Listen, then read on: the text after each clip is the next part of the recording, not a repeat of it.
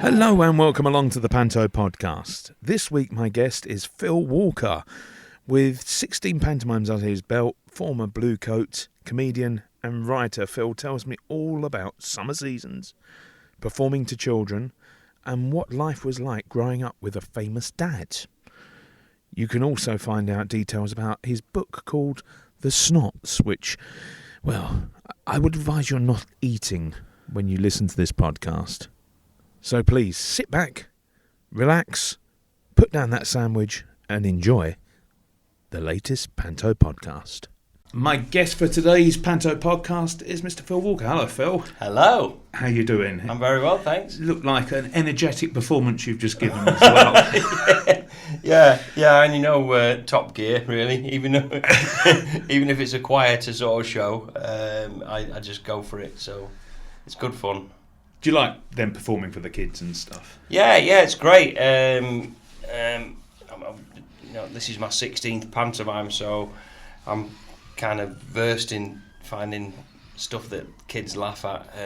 I also like doing the comedy for kids, because when I'm not doing pantomime, I'm doing stand-up comedy. But the last couple of years, I've started doing comedy for kids shows as well, and they're brilliant. You know, we do the Comedy Store, and I ran my own one at Preston while I was there for a while, and so yeah, I like making kids laugh. It's good fun. Were you a funny child then? No, I don't know. I think I was pretty shy, actually. Pretty shy when I was a kid. My brother Mark, he's a comedian as well. He does impressions and does a lot of the cruise ships and stuff. But he was sort of more outgoing than I was. It took me a while to get going, really, until I became a blue coat at Pontins, and that sort of brought me out of my shell a bit. I was quite shy. Why did you go for that then? Going straight to blue coat? Well, I didn't go straight into it. I when I first left school, I wanted to be an assistant pro golfer because I used to play a lot of golf. So I did 3 or 4 years doing that, and then I got to a point where I realised I wasn't going to be as good as I thought I was going to be, because it's quite competitive and quite hard. And I had a decision to make whether to. I could have carried on and been a club pro, teaching and working in the shop and stuff, but I had dreams and aspirations of being on the tour and all that kind of stuff.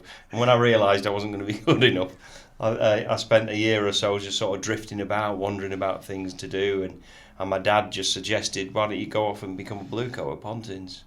So I did that, and ended up doing it for 2 years, and that kind of brought me out of my shell. Having to call the bingo and all that kind of stuff, and doing the blue coat shows, and so when I came back from that, I had a little 5-minute act together, so I started doing the talent competitions around Blackpool, near where we live, and it just sort of snowballed from there, really. Did it help then, sort of living round the Blackpool area, because it's known for its comedy?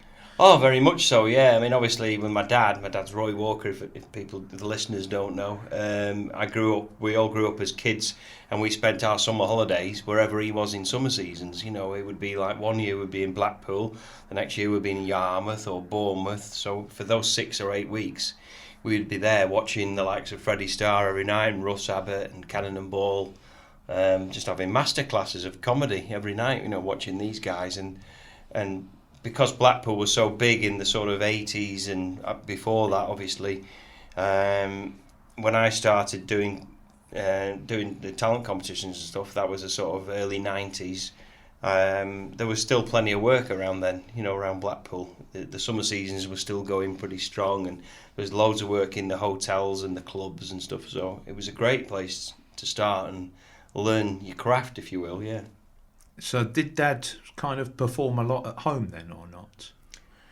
What, cracking jokes? Yeah, just being a general silly dad. He was a bit daft, but he was quite, I don't know, just a normal dad to us, really, I mean, he did spend, when I look back on it, he was on the road a lot, so he wasn't there like everyone else's dads were, every weekend and stuff. He'd be off doing 10-day runs in Wales and summer seasons and stuff like that while we weren't there. So we didn't see him as much as my friends probably saw their dads and stuff. But when we did see him, it was great fun, because obviously we were at these amazing places with him, meeting all these incredible people. So growing up then, were you watching a lot of these people on TV as well as live? Yeah.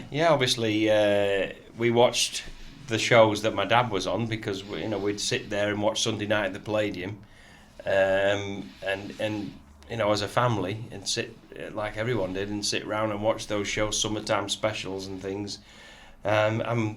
They became friends of us. I mean, Frank Carson, we always called him Uncle Frank. He was our Uncle Frank, and now he was like totally funny. I don't know whether you ever met Frank. Yeah, there was no off button. There was no off stage with Frank, so he was just like gag all the time. But a lot of people, I heard a few people say, "Oh, he's quite annoying," because I thought he was hilarious. He just, as a kid, I just thought this guy's hilarious, just cracking jokes all the time, and he never stopped right till the end. Just Norman Collier, another great guy, who was a good friend of ours, and as a family. And I thought Norman was one of the funniest men I've ever seen in my life, totally off the wall, Graham Grumbleweed was another one, growing up watching my dad performing with the Grumbleweeds and then becoming a friend of Graham's. Graham actually came to my wedding, when we got married. He was a guest of ours because we had so many great nights out in Blackpool with him, and he was one of those guys that just made you laugh, just looking at him. So when I look back, I was really lucky when I started off meeting these guys and getting so much, knowledge from them. Stu Francis and people like that. They were very, Stu Francis got my first TV show. He got a friend of his that used to produce Crackerjack was producing a show called Talking Telephone Numbers in the mid-90s. And Stu put a big showcase on in Blackpool at the Viking Hotel and put all his friends, all the acts that were doing Blackpool on, and he said, "Oh, I've got this young comic now, and Phil Walker, he's winning the talent competitions and stuff." So the producers watched me and put me on, and that was down to Stu. Everybody you mentioned has taken part in pantomime. Yeah, I mean, that's the great thing. We're here in the Darlington Hippodrome, and it's just been beautifully refurbished. They've spent like $5 million of lottery money or something on it, and the thing I like looking at is in between the shows, I go up to the gallery upstairs, and they've got all these pictures from years ago and all the stars and people like Stu Francis, right the way back to Dan Leno and people like that have been here. So it's an honour to play these places when you think of all the people that have been before you. Did the parents take you to many pantos when you were a kid? I don't remember going to a lot. I remember vividly going to see the Sunderland pantomime when we were kids, and the star of it was Basil Brush, and he was just in this little glass box on the side of the stage, and he would just appear, "Hello, kids," and it was like Basil Brush. I think that was the only one I remember going to as a sort of a paying customer, because my dad really didn't do a lot of pantomimes. He was in demand with his stand-up comedy. And then he did do a few pantomimes. He did one at the Hippodrome with Dana that I remember vividly, and I still remember the poster outside because it was Cinderella, Snow White, and Dana was just like, she just looked like Snow White, just absolutely gorgeous.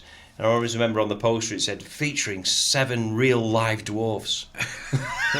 As opposed to dead ones. Yeah, and that just stuck in my mind even to this day, and it just really made me laugh as a kid. 7 real live dwarfs, like we've captured them or something, Was it fun then, growing up in sort of a semi-showbiz family? Yeah, very much so. Yeah, I mean, it was totally different. I mean, it was when my dad started getting noticed on television, when he was getting on the comedians and then obviously Catchphrase that was the biggie. It was a bit difficult at school because you get a little bit of bullying and stuff. That's terrible. I did get a bit of bullying, and nothing too bad, but the kids are kids, aren't they? They can be cruel. "Oh, saw your dad last night on TV trying to be funny," and all this kind of stuff.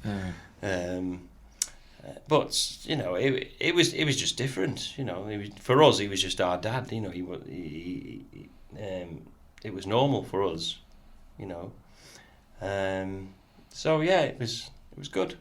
And what part of that then did secretly made you want to get into comedy?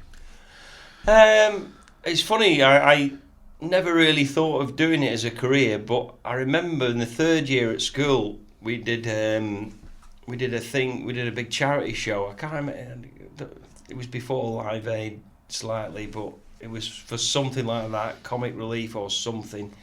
And we did a charity show, and we got drawn out of a hat by the teachers cruelly to get up on stage. Some of the people were brilliant. I mean, Stephen Tompkinson was in the year above me at school, so it was a school thing. It wasn't just a year thing.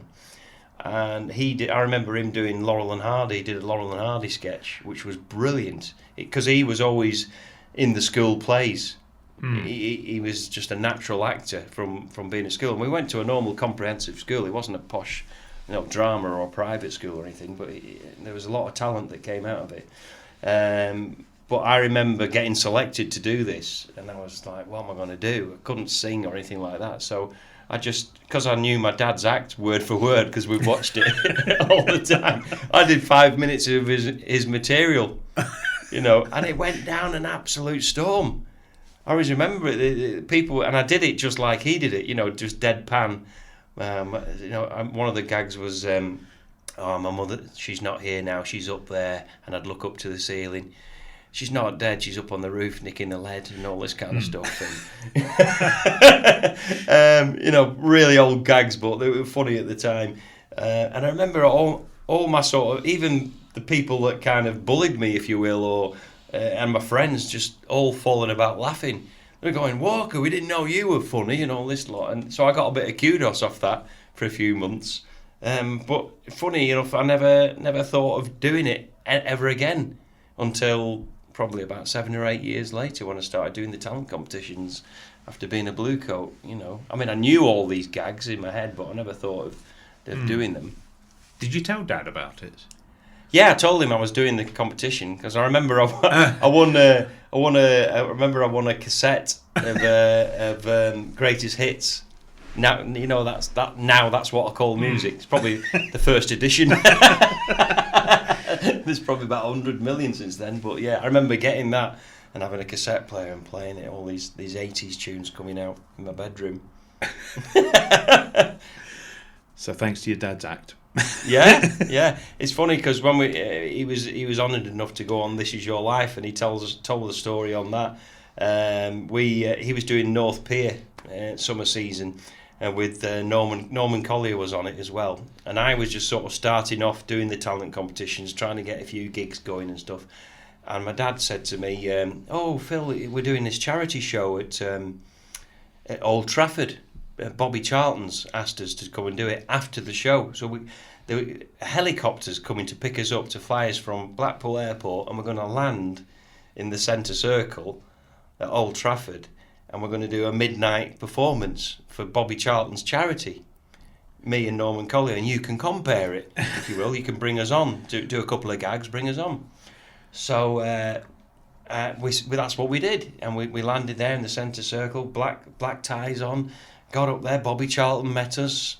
It was just incredible, and they filmed it all for Man United TV, and I remember my dad was talking to someone in the dressing room, and you could see they had a television relay in the dressing room, and you could hear what was going on the stage.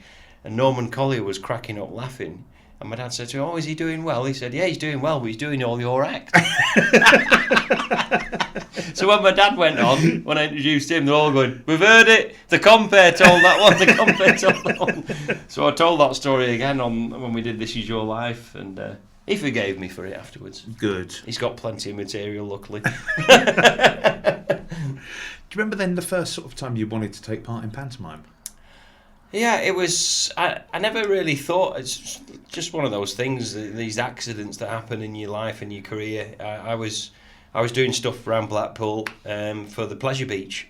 Amanda Thompson used to put shows on and stuff, and at the Horseshoe Bar. And I ended up years later working for doing 2 years of Mystique. The Pleasure Beach were very good to me. When I started off, they gave me a lot of work and stuff. And at the time they were doing pantomimes at Blackburn, but it was on ice, and they used to do the Christmas show on ice, and they went, "Oh, this year we're going to do a pantomime but on ice." And they said to me, would you like to, I'd just done some work for them, so I was in their minds, and they said, would you like to do the pantomime? And A, I'd never done a pantomime, and B, I couldn't skate. So I thought, being young and foolish at the time, I thought, I'll learn how to skate to do the show properly, So 2 days later, I broke my wrist in the ice rink, so I had a big cast on my wrist, and but I ended up just going out with crampons on. I think they're called crampons that you can walk on the snow, or snow climbers use them and stuff. So I was doing that while all these skaters were going all around me. So that was, and I was Buttons and Cinderella, and it was odd because they were all Russians, and in the show, Russian skaters, and I was the only English, so I was like the narrator of the show. So it was kind of a pantomime and a musical all at the same time. But that gave me my first taste for it, and because I did that, the next year Blackburn decided to do a normal pantomime without ice, and they liked what I did the first year, so they said, will you come back? So I did the following year for them, and that was my first year of doing a proper panto. And what part were you in that proper panto? That was Jack and the Beanstalk, funny enough, which is the one I'm doing this year now, and it was written by Tom Bright. He used to be in a double act, Bright and Breeze, and he used to write for Russ Abbott's show, and he was in the sketches with Russ, and he's based in Blackpool, and he used to work at the Pleasure Beach, so he would write the pantomimes for them, and he was very good to me, gave me a lot of tips early on, and all the tricks of the trade in pantomime. So I did 2 years there in Blackburn, and then I went to Rill to do my first pantomime for UK Productions away from Blackburn, and that was amazing because I ended up working with, amongst other people, Jack Douglas, the late great Jack Douglas from the Carry On movies, and he was getting on a bit then at the time. He was playing like the comedy king, but he would sit at the side of the stage in a chair because he was a bit old for walking back to his dressing room to get back for his next part, so he would sit there and watch the show. So whenever I came off, he would like grab my hand like that and he'd go, I like the way you did that, but next time you do it this way and do it that way.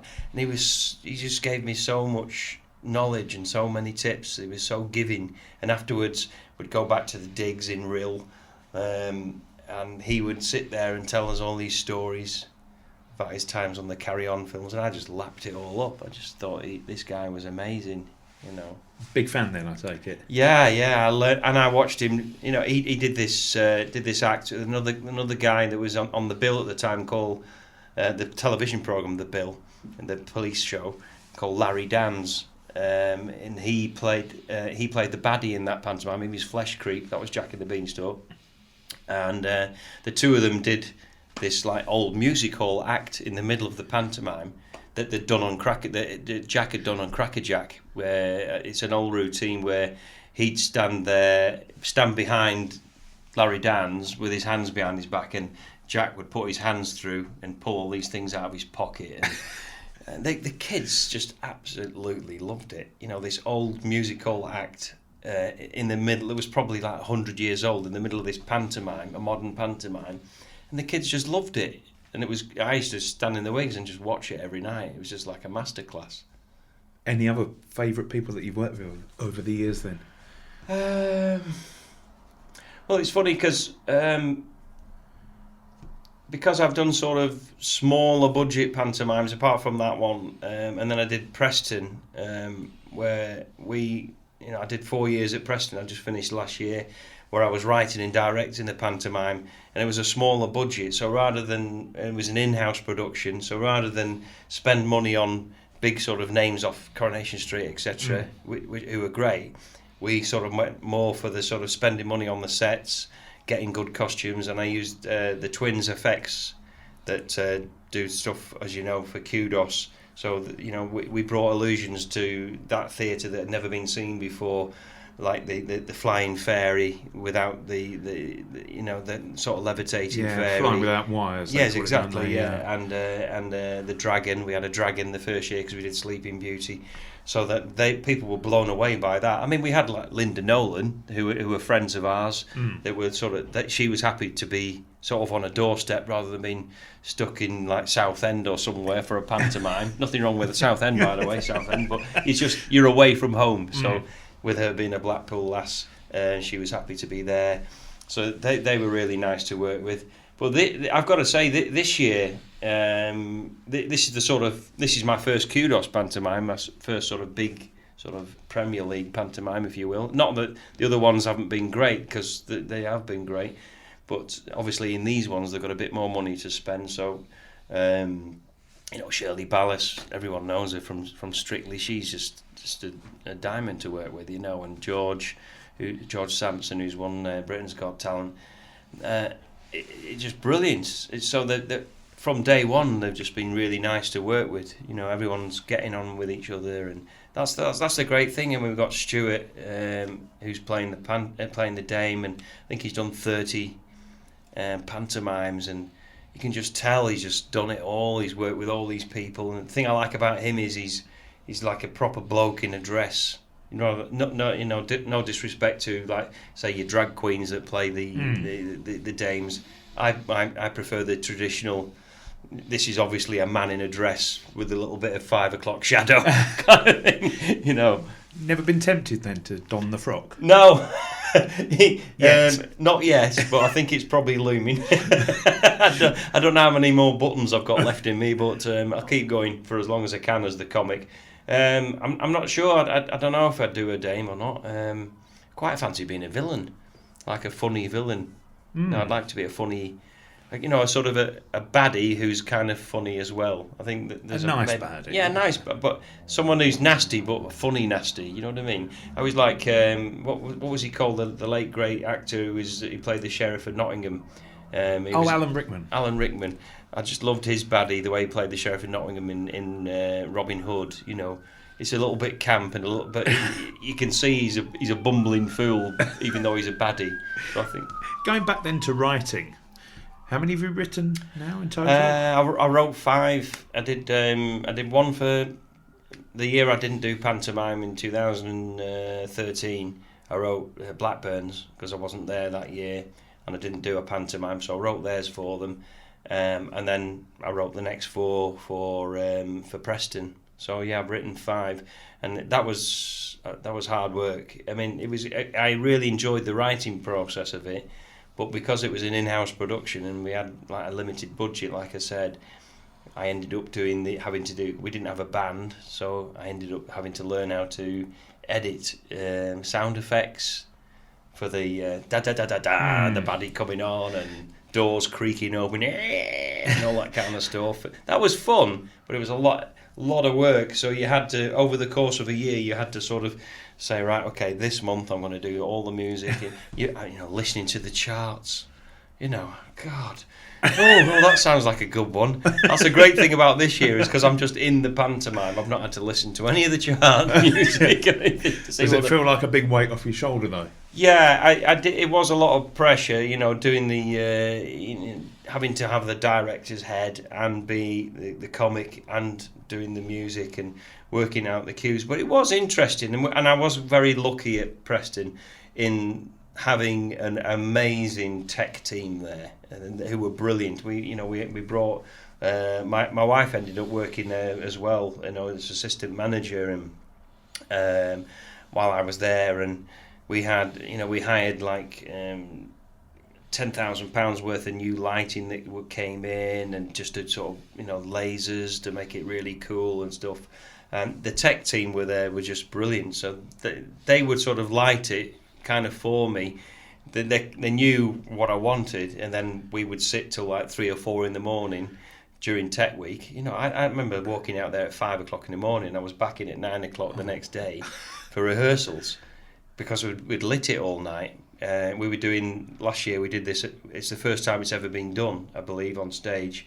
I brought a friend of mine, Russ Stevens, do you know Russ? And Guy Barrett, and between the two of them we did a Levitation Illusion, which we came up with between us all, where we did the transformation scene at the end. Normally you'd have the carriage at the end of the Cinderella transformation, end of Act 1. We had Cinderella on stage, found on stage in her rags, and we levitated her up into the air, and basically she got hit by glitter, and she transformed into a ball gown in midair, and it was just beautiful. It was like a one of those snow globes that you have, and she drifted down onto the stage, and that was the end of the first half, and it just blew people away. But because we wanted it to be lit right, so you couldn't see, because she just looked like she was floating in the air, you know, with such a good illusion. You know, we actually filmed it. I had people walking up to the front of the stage going, "No, can't see it.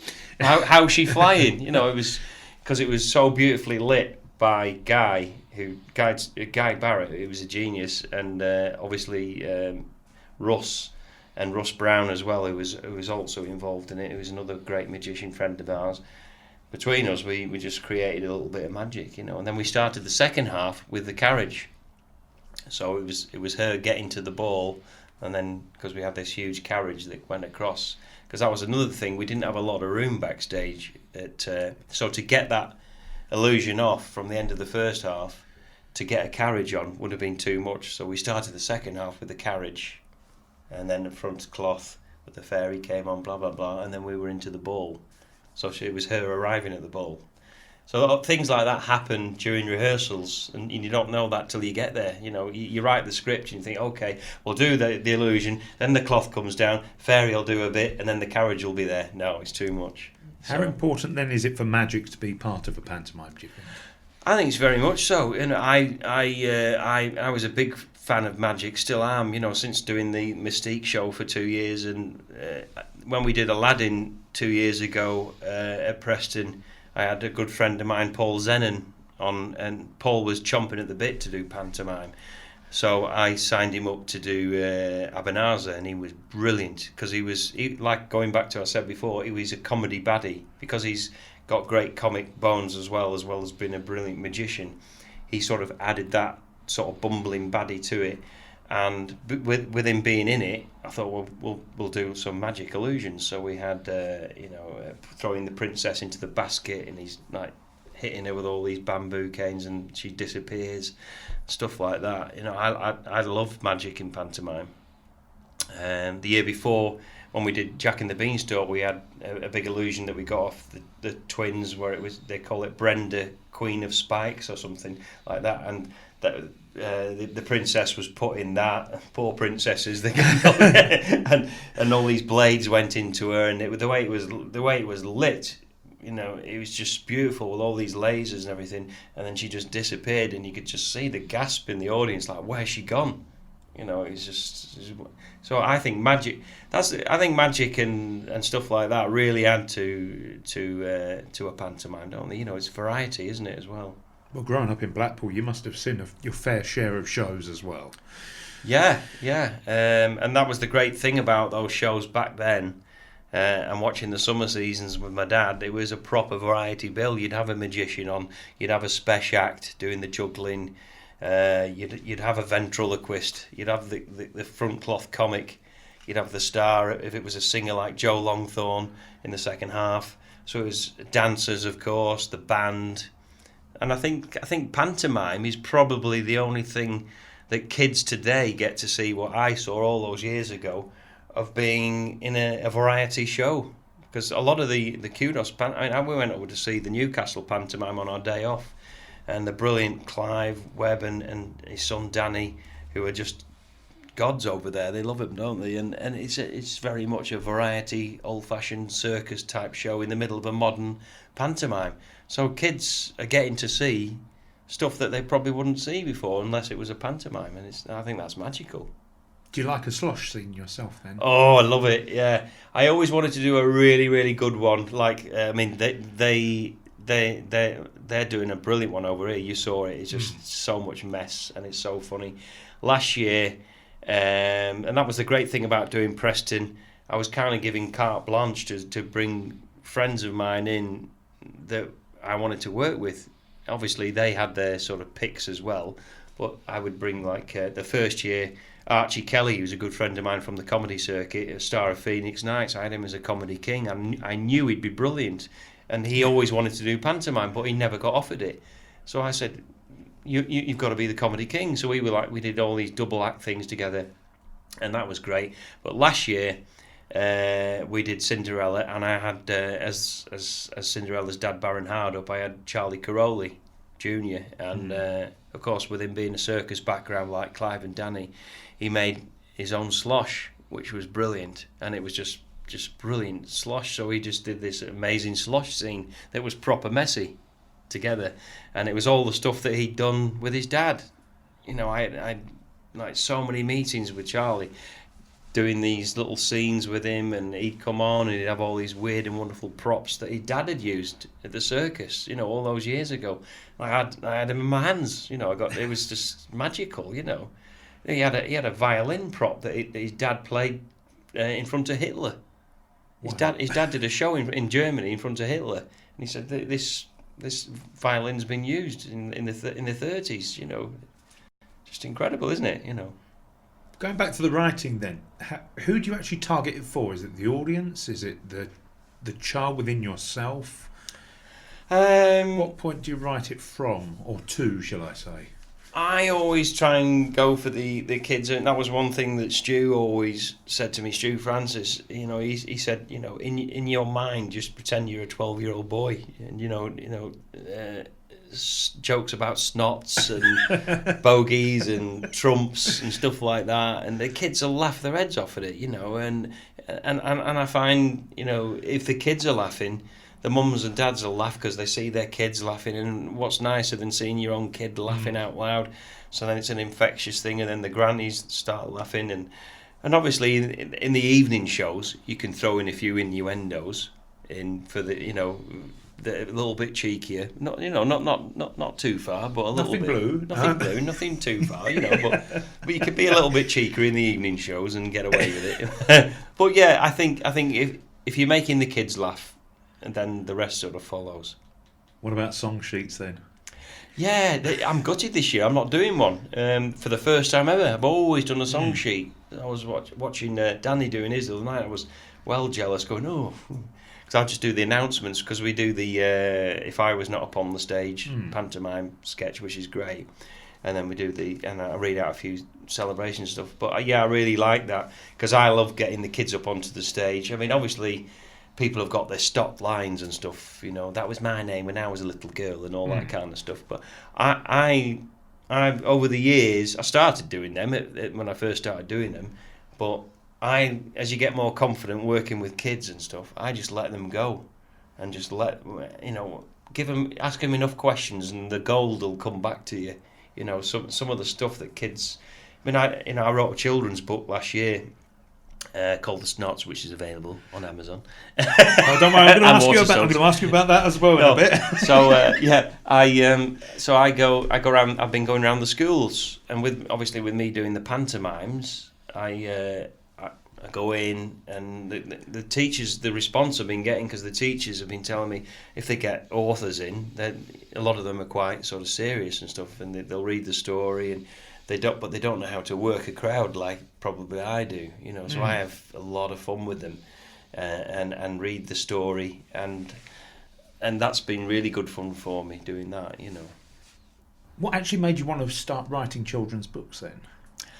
Well, I've always loved children's books, even from when I was a kid, but especially more so when I become a parent, and I've got a young daughter. Well, she's not that young anymore. She's 16, but when she was tiny, when she was a little toddler, and she'd be tucked up in her bed, I used to love reading stories, and she just loved listening to them. You know, I'd do all the daft voices and stuff, and we'd go through books and books and books every week, and I just really enjoy. Oh, wow, these are brilliant stories, and just really loved them. And I got a love for children's stories, and I just started jotting down a few ideas for books, not thinking that anything would happen or come of it. And then that was just a chance meeting where Tim Stead, who illustrated the book for me, he came to the pantomime with his son in Preston, and then he'd seen me on YouTube or something,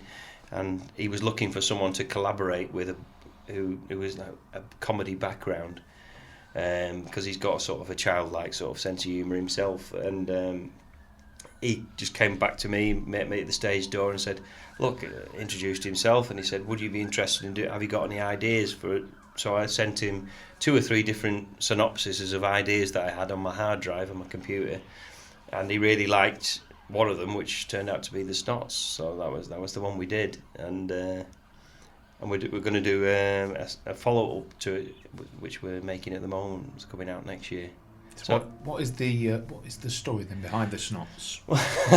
Well, basically, the idea of the story is that it's a little family of snots that live inside this boy's nose called Billy, and as you do, they're going about their daily business, and you see them, and it's just the way it's illustrated is just fantastic. So they're having their breakfast and stuff, and then and then basically what happens is that Billy picks his nose, and they end up outside the nose, and they're on the end of his finger, and then they see themselves going towards his mouth. And, okay. And then he eats them basically, and there's a sweet inside his mouth, which he's also chewing on. So they jump on that, and it looks like a big water raft, and then he ends up swallowing them, and they go on a journey through his body. So it's like a journey to the centre of the earth. So it's a bit of a learning bits as well, because like there's the characters are Mummy Snot, Daddy Snot, and Sid Snot.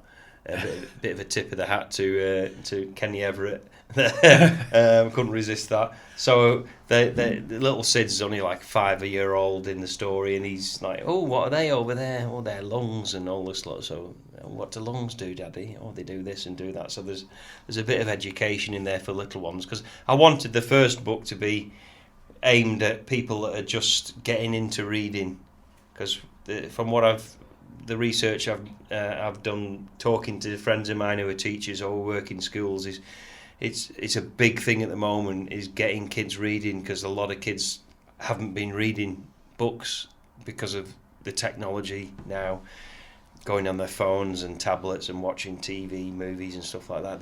There's a big drive to get them back into books and getting parents back into reading them, because a lot of parents aren't reading the stories to the kids anymore, like I did, or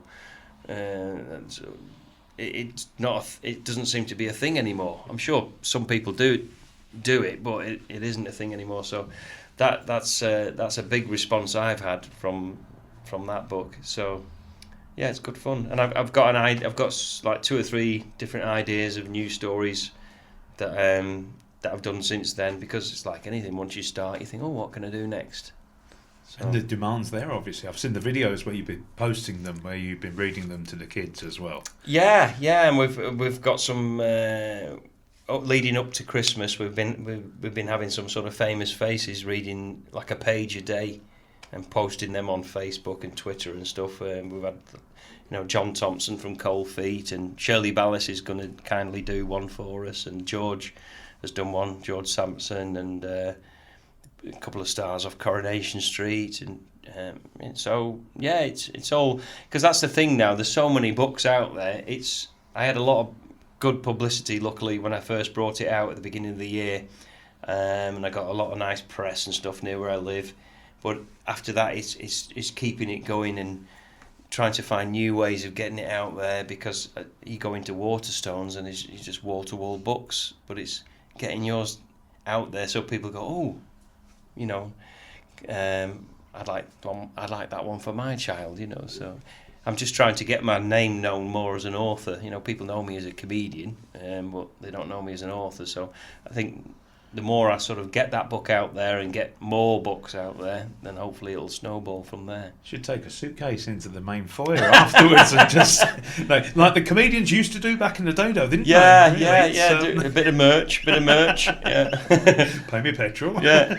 Well, it's actually it's on sale in Waterstone, so I think I'm just waiting to have a date confirmed. And the manager of I popped in to see them and introduced myself, and the manager there is just trying to sort a date out where I can do a book signing and book reading for the kids, and they can buy a book there here in Darlington. So that'll be cool. How are you finding then when you're performing children's attention spans? Does it need to be a lot quicker these days? Yeah, you got to keep the energy rate up and the laughs per minute, as the late great Ken Dodd used to say, giggles per minute. GPMs, is it? GPMs. Yeah. So, and I think I don't know. I think if you can grab their attention straight away, they'll follow you all the way through it. You know, I mean that's a great thing about this year. They absolutely love the pantomimes here in Darlington. You come out after the shows, in the evening shows and the weekend shows, and the kids are all there, you know, waiting to get their programs signed, and you know, you talk to them and they go, oh, we laughed our heads off and we loved it. You know, you get that feedback, and so we must be doing something right. And the good thing about this show is, as well, is it's not overly long. Some, you know, you go to some pantomimes, and I've done a few myself where I've had to cut out scenes, you know, because you never know how long it's going to be while it's on the page. That's the thing, till you actually do it and then get an audience in. If you start drifting towards 2.5 to 3 hours, that's when people's attention spans can drift off. But this show's perfect. It's about 2 hours, so it just flies through. I mean, I never go back to my dressing room once the show starts, because it's just flying along.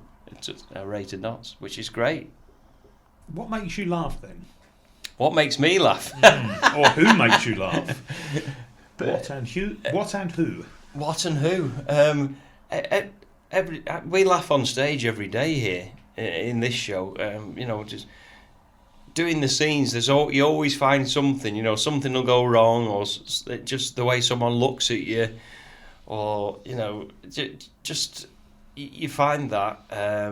You know, on stage, and I laugh. I'm a big laugher. I just laugh all the time. You know, I laughed my head off when I went to watch the Newcastle pantomime. You know, just some of the ridiculous jokes. When I started doing the comedy clubs, I was doing jonglers, and I remember a lot of comics at the time. This was sort of early 2000s when I got onto the jonglers circuit. And Jonglers was a chain of comedy clubs. They had like 18 different up and down the country, and you'd be on a bill with 3 or 4 really good comics. And a lot of the comics would stand at the bar during the show, and they wouldn't laugh. You know, they'd be standing there, and they were like too cool for school. The audience is all laughing, and they're sort of taking it in, or you know, nodding their head and whatever. But I used to just look. If I found someone funny, I'd be laughing my head off, and I've got a ridiculous laugh. You know, so people, they'd be looking at me like, "What are you doing, laughing?" And I said, "Well, he's funny." You know, so I just, you know, I think anyone who gets up there and is good makes me laugh. You know, probably the funniest guy I've ever seen live is Peter Kay at his peak. You know, I remember seeing him at the Frog and Bucket before he hit it famous. He was just, God, who's this guy? You know, he's just hilarious, just funny bones straight away.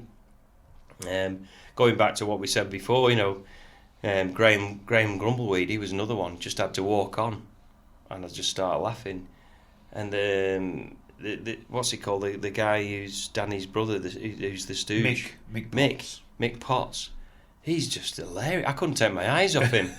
It's just, you know, you're all laughing at Danny and stuff, who's great, but just looking at him, he's a comic genius. He doesn't say anything, and that's brilliant, isn't it? It doesn't say anything, but yet you're falling about laughing at him. Just, you know, that's a gift, that is.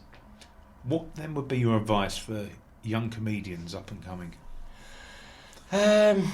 Well, obviously get out there and do it as much as you can, and you know, I always say to a lot of the newer comics that work with on the circuit away from pantomimes is stay and watch the end guys. A lot of them they'll do their bit and then they'll leave. I always when I started doing the open spots, I'd book myself into a cheap B&B, or if I didn't have the money, I'd sleep in my car, and I would watch the headline act. I'd say, why is this guy headlining? You know, how can I get to be as good as him?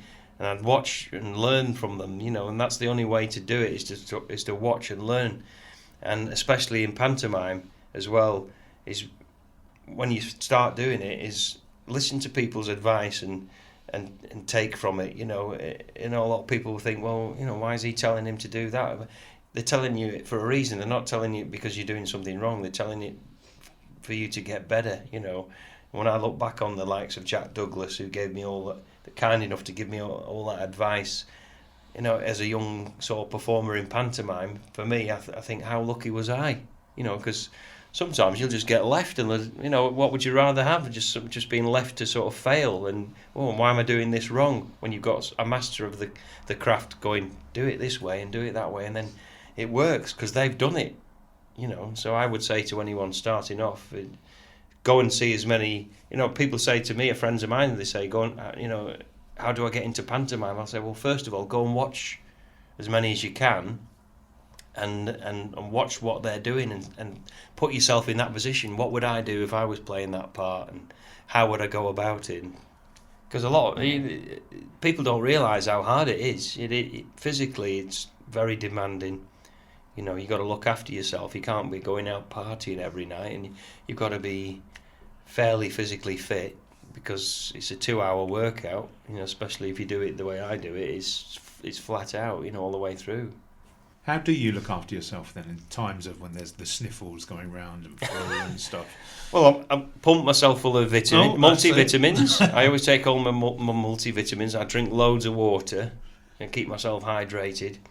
And I always try and keep myself, even during the year, I do a lot of running and cycling and stuff. So I think if you keep yourself fairly fit and you eat reasonably well, you can sort of fend off things. I think if you're not sort of as physically well as you should be, that's when you start picking up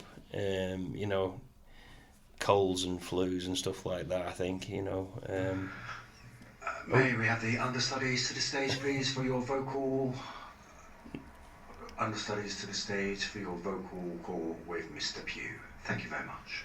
Mr. Pugh. Mr. Pugh, Barney McGrew. Yeah, so that's what I do, What about then home life when it comes to pantomime? Has that been quite tricky, being away from home? Well, I've been lucky, really. Most of the pantomimes that I've done have been near where I live. Blackburn is like 30 miles away from where I live. Preston is like 18 miles away from where I live. So I've gone home every night. Whereas all the other cast are going out for meals, Chinese. Oh, where are we going tonight? Chinese. Where are we going tonight? I'm driving home. So I was lucky. And the great thing for me was when our daughter was born, when she got to be a toddler, and she'd come with me to the pantomime before she started school, and I would leave her in the dressing room and say, okay, you stay there colouring and Daddy will be back, don't go over the lines. and then she would stay there, and then eventually she would end up going in the dancers' dressing room, putting the makeup on and dressing up as a princess. And she grew up all the way through watching me doing pantomime backstage, and helping out with the stage managers and learning about the theatre. And now she's she wants to be an actress now. She's at LIPA. She's doing a drama diploma at LIPA in Liverpool. So I think that influence has probably gone on her. What about then comedy travelling around the UK? Do you find different audiences are receptive to different things? Yeah.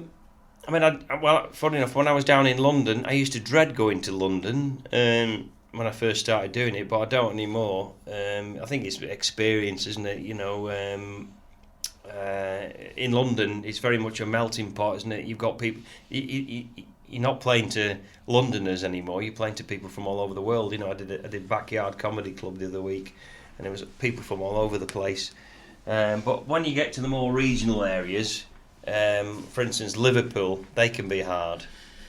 Because I thought they like to laugh. There. They do like a laugh, but they all like to think they're funny as well. So you've got to make them laugh. You've got to earn their respect. Once you earn their respect, you've got them. And very similar people to them are Glaswegians as well. you'll either walk out of there carried on their shoulders, or you'll just die a death. I've had some deaths and seen some deaths up in Scotland, but I've also had some brilliant ones where I've had good nights as well. So they can be difficult. The northeast audiences were always a bit harder as well. When I first started, they were in the working men's clubs and stuff. But it's. I think after a while, the more you go on, the more confident you are in yourself. Everyone sort of you can make people laugh wherever you go, I think. I mean, I like doing the cruise ships now, and if I'd have done them 10 or 15 years ago, I probably wouldn't do as well as I do now, because I'm a lot more confident and stuff. Because when you do the cruise ships, you're playing to American people, Mexicans, Australians, they're all English-speaking people, but your humour might not. You can't talk about things like, for instance, I was on the megabus the other day. The Americans going, "What's the megabus?" So you could, you got to change your sort of act to sort of make them laugh. So that's interesting, but I think after a while, like I say, experience gets you through most wherever you're going. Do you get the nerves? Yeah, sometimes, like. This was my first big sort of kudos panto, so the first show or two I was a bit on edge before the show, but once you get that first big laugh under your belt at the beginning, you're away. And I've been lucky that I've had some really nice reviews this year, and the show's gone really well. We've had some great reviews for it, so the nerves have kind of disappeared now because we're off and running.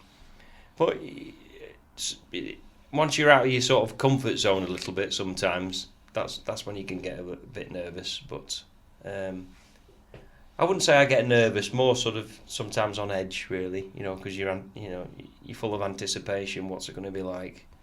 And then once you get that first big laugh, you're away, as I say.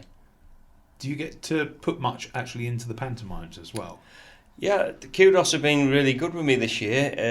They sent me a draft copy of the sort of basic outline of the script, and they said, what would you like to sort of add to it, what ideas have you got? So I came up with 2 or 3 different sketches which we ended up putting in, and they just my opening set, I do like 5 minutes at the top, they just let me do whatever I wanted in that, so yeah, it was nice. And I think with them knowing that I'd written the last few years as well, they kind of knew that I could put something together, something that worked. I said, well, this sketch will work there, and then told them what it was, and then they went, oh yeah, we like that, so we put that in. So yeah, it was nice to have that little bit of input as well, especially on the first one. But the scripts, apart from that, there was a lot of stuff in there, that a lot of routines I hadn't done. Like I hadn't done the supermarket items routine. I hadn't done the sushi routine.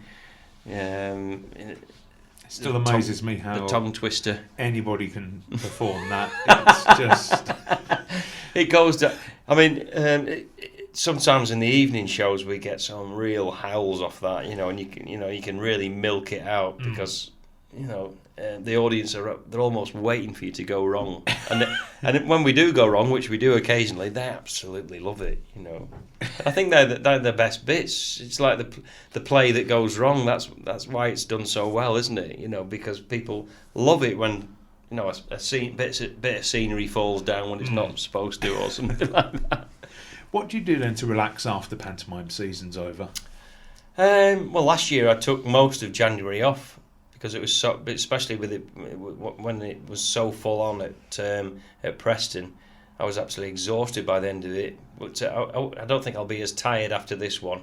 But usually in January it's pretty dead anyway. People they've spent all their money from Christmas and New Year, so they're not going out as much. They'll wait till the sort of last week in January when they get their first pay packet, and then they're off and running again. So yeah, I tend to take. I think I've got 2 gigs in January, 2 stand-up gigs, and then apart from that, I kind of just chill out and just potter around the house, do a few jobs, And do you still play golf? yeah, still play. I'm not as much as I should really, because I obviously I wasn't I was a half decent player. I was off single figures, and it's quite frustrating now when I can't play as well as I used to because I just don't play as much. I got into cycling a couple of years ago, so that takes up a bit of your day, So I bought some new clubs the other year just to try and sort of get myself inspired again. But yeah, I still enjoy it, and that's the great thing about this job, especially during the summer months. You've got a lot of time off during the day, so if there's someone who's nearby, let's go and have a game of golf, and you're out in the fresh air. So I still enjoy it, even though I'm rubbish at it. Well, this leads me on to my very last question. Your dream pantomime. So you can choose the production, you can be in it, you can be sitting in the auditorium watching it, the location, and the cast can be alive or dead. Wow. And I can edit any long pauses as well. Right. I mean, are we talking pantomime performers or They people? don't necessarily have to be panto performers. Right. Okay. They could be friends of yours if you want. Yeah. Who would I have in the panto?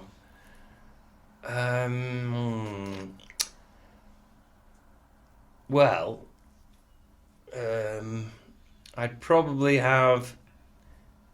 I would do Jack and the Beanstalk because that was my first sort of big panto, and it's my favourite. I still love it to this day. I think the story's really good.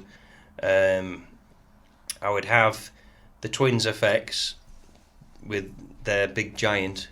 I thought we were going to have all the 3D. I thought that was we were going to have this year, but we didn't. But I'd love to have that in it because I've seen that and it's really good. So I have them. I'd have Jack Douglas, bring Jack back to life. I'd have him as my king. Who would I have? I'd have a young Stu Francis as Jack, a comedy Jack. And I'd be Simple Simon, so we could do loads of comedy together. Would you have a slosh? We'd have a slosh scene, yeah. So, I might have, I'd bring out Charlie Caroli for that, just as a sort of a stooge. Just bring him on for that. Don't work him too hard, because he's getting on a bit, bless him. Well, I'll have him as that. The princess. Who would I have as the princess? Kylie Minogue. Just because she's Kylie Minogue. Of course. Yeah. So I can stand in the wings and just go, that's Kylie Minogue. I chose her. And then your baddie. Baddie. The baddie flesh creep. I'd have Alan Rickman. Film star Alan Rickman. Because I loved him in Harry Potter, Professor Snape. I think he would just be. The kids would just go mad for him, wouldn't they? And the mums. And the mums, yeah. yeah. I'd bring him back to life. And where would you have this pantomime? Where would I have it? I'd have it in Blackpool. At the Grand? No, I'd do it at the Winter Gardens. Not that I don't like the Grand, but with it being, I'd want it to be big and massive. So 3,000 seater. That 3,000 seater. Cool. Yeah. Kylie Minogue, they'd be queuing around the block, wouldn't they? Can't put Kylie on at the Grand. No disrespect to the Grand, but she'd easily fill there, wouldn't she? Well, Phil, thank you so much for taking part in the Panto podcast. My pleasure. Thank you for having me.